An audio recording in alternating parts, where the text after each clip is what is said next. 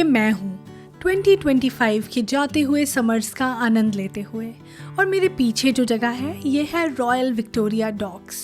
Docs माने वो जगह जहाँ बड़ी बड़ी शिप्स आके रुकती हैं। अब यहाँ ऐसा कुछ नहीं है, पर जब इसका नाम पड़ा तो यहाँ दुनिया भर से बड़ी बड़ी शिप्स आती थी। शिप्स तो चली गई और नाम रह गया। आज हम एक्सप्लोर करेंगे लंदन के इसी हिडन जेम को।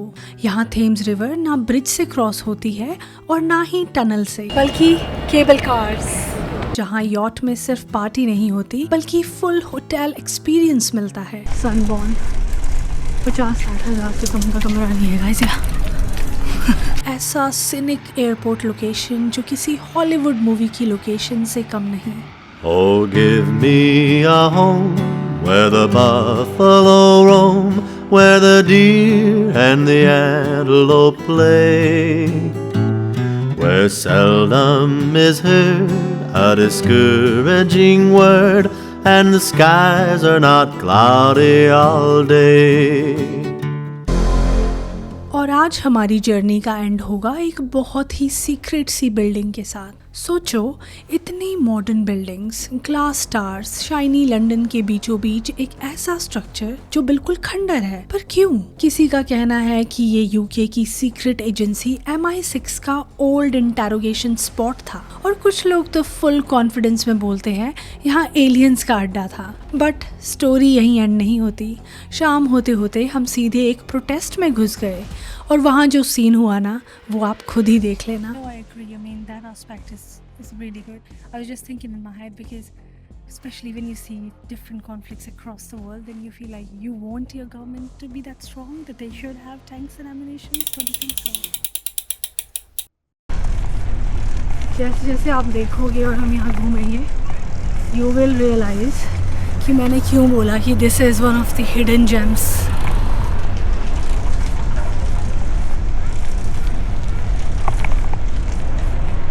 And the best part is कि you're not even paying anything.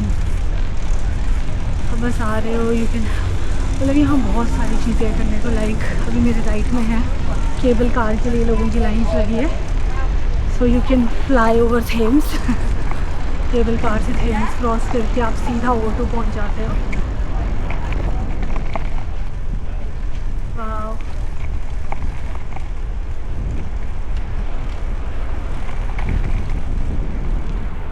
काफ़ी सारे रेस्टोरेंट्स भी है इधर।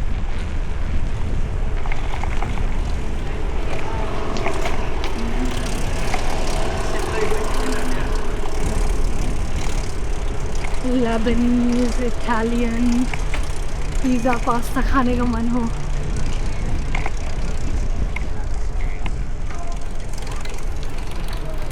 एंड हम जब यूजुअली यहाँ आते हैं, टू माई लेफ्ट इस बुनैन रेस्टोरेंट। हम यूजुअली यहाँ बैठते हैं क्योंकि यहाँ बाहर आप बैठ सकते हो और व्यूज़ बहुत अच्छे हैं। तो हम पहुँच चुके हैं रॉयल डॉक्स के मेरे पर्सनल फेवरेट स्पॉट पे। आप मेरे बैकग्राउंड में देख सकते हो वाटर एक्टिविटीज़ चल रही हैं। यहाँ पे ओपन वाटर है स्विमिंग के लिए, ओपन वाटर स्विमिंग। और ये सारे कुछ रीजंस है कि ये मेरा पर्सनली मुझे बहुत पसंद है।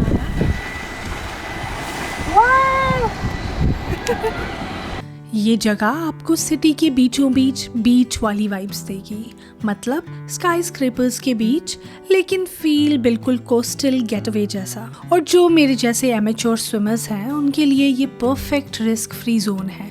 चिल करो, पानी एंजॉय करो और कोई टेंशन नहीं। वो मैन,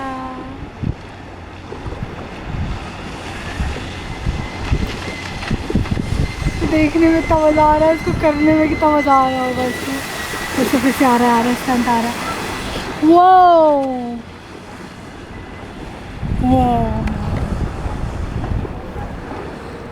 दिस इज़, कुछ टाइम बाद आपको मैं यही करती हुई मिलूँगी, ये मैंने खुद से वादा किया है।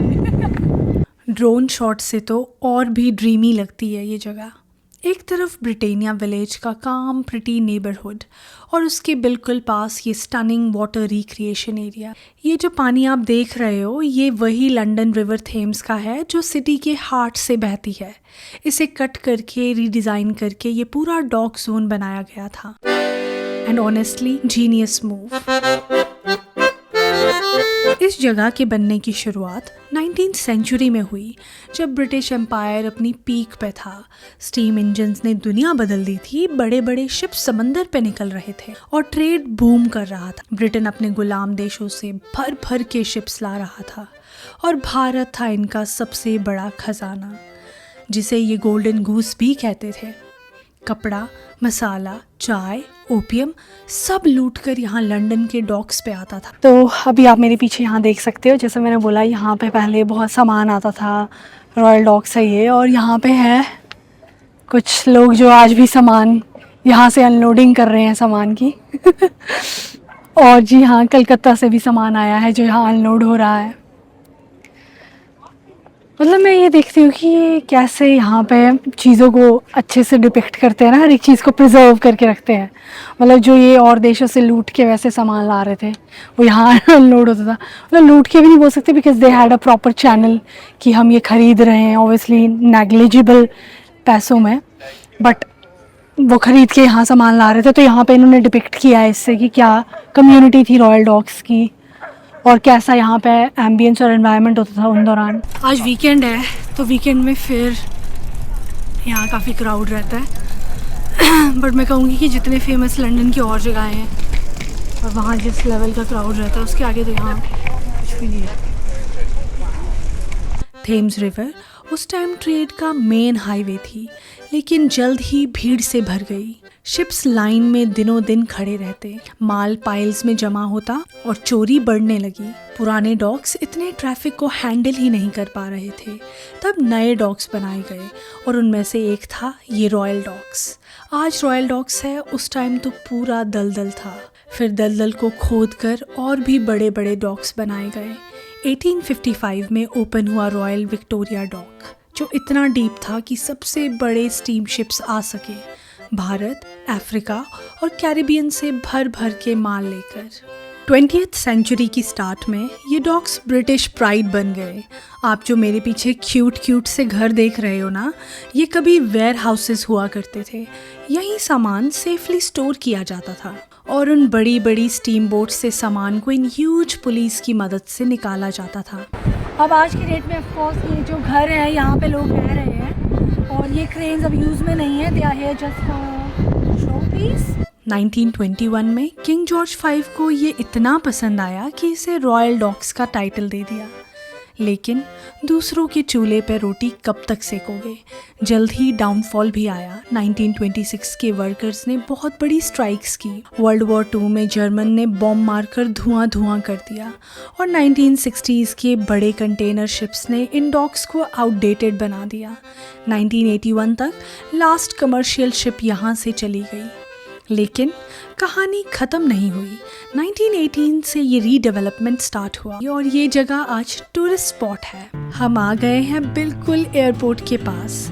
बस इस पानी को क्रॉस करते ही रनवे शुरू हो जाता है और फ्लाइट्स को इतना करीब से आते जाते देखना सच में काफ़ी इंटरेस्टिंग है। देखने में छोटा लगता है, लेकिन ये एक इंटरनेशनल एयरपोर्ट है। यहाँ ज़्यादा बड़े प्लेन्स तो नहीं उतरते, प्राइवेट जेट्स और यूरोप की फ्लाइट्स मिल जाती हैं। और आज यहाँ कुछ स्पेशल हो रहा है। Lane 6, can you hear me? Helm, put your hand up if you can hear me. Lane 6. Shadwell, can you hear me? London में रेयर है कि आप घर से बाहर निकलो और कोई इवेंट ना चल रहा हो। तो चलो देखते हैं क्या सीन है। पता करने पे पता चला यहाँ annual dragon boat racing competition हो रहा है और भाई एक दो टीम पर थोड़ा सट्टा लगाना तो बनता ही है।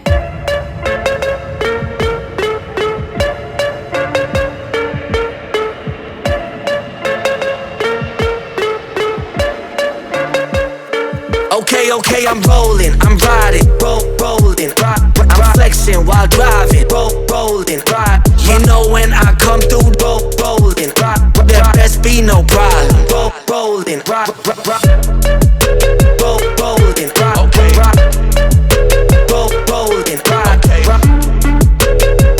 rolling, okay, rolling, I'm trying to go harder than I ever win, rolling, riding, dumber than the precedent, faster than the Rari, yeah, I'm rolling, riding, falling like I never spent, okay,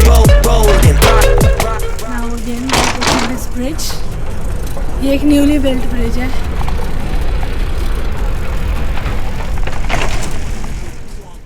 हमेशा की तरह मैं ये सट्टा भी हार गई। London में maximum tourist places central London के अराउंड है और ये जगह थोड़ा हट के ईस्ट लंदन में है। यहाँ आप समर्स में आओ या विंटर्स में, आप बहुत सी एक्टिविटीज़ कर सकते हो। और हाँ, हमने इस खंडर की भी काफ़ी इन्वेस्टिगेशन की, लेकिन सबसे एक ही जवाब मिला, we don't know mate, we have seen it like this for years. फिर हमने रुख किया इंटरनेट की दुनिया की और फिर हमें पता लगा कि भाई ये तो अपने आप में एक स्पॉट है। स्पाइडरमैन फार फ्रॉम होम हो या नमस्ते इंग्लैंड, यहाँ हॉलीवुड से बॉलीवुड तक सब पहुँचे हुए हैं। तो इस हिडन जेम की खास बात है ये जगह, जहाँ से आप देख सकते हो सामने बीच, खूबसूरत beach, open water and then cable cars, उसी के पीछे ये ढलता सूरज, सनसेट। एंड इधर आप देख सकते हो मेरे राइट में ये बड़ा hotel, boat hotel yacht hotel, and then उधर सुंदर सी ये बिल्डिंग्स, और भूलिएगा मत to our right is pillars, ये भूत। हम इसी हैप्पी एंडिंग के साथ अपना व्लॉग रैप कर ही रहे थे कि हम सीधा जा घुसे एक प्रोटेस्ट में। प्रोटेस्ट का सीन ये था कि यहाँ 3 डे कॉन्फ्रेंस हो रही थी इजरायली वेपन्स कंपनीज। इसके लिए आई है ना ये शिप्स भी, ये वो है डिस्ट्रॉयर, एंड दिस इज यहाँ पे ऑब्वियसली जो ये ट्रेड डील हो रही है उसमें इन्होंने यहाँ पे वॉरशिप्स है, ये है ना, वॉरशिप्स लाई हुई है। तो ये लोग उन कंपनीज के खिलाफ और इनकी लैंग्वेज में पीस फॉर वर्ल्ड के लिए प्रोटेस्ट कर रहे थे। हम पहले दूर से ही देखने वाले थे कि क्या सीन चल रहा है, लेकिन लोगों का कीड़ा कहाँ मानता है। And companies have come from all over the world, and then there's delegates, and they're selling tanks and ammunitions and the most up-to-date weapon technology. And it's not even really a protest; it's a vigil to say let's mark all of the violence and the deaths caused by war, and that there's other ways to feel secure and just put money into peace building and diplomacy rather than weapons and ammunitions. No, I agree. I mean, that aspect is really good. I was just thinking in my head because especially when you see different conflicts across the world, then you feel like you want your government to be that strong, that they should have tanks and ammunitions. Don't you think so? So I can see right now. I'm actually like, obviously everyone wants peace. We are common, like we're common man. We want peace. We want good life and everything. But then when things like this happen and when common people they're dying and stuff, then you feel like you need a strong government. Strong government, yeah, definitely. But that doesn't Without necessarily mean weapons and. Come on.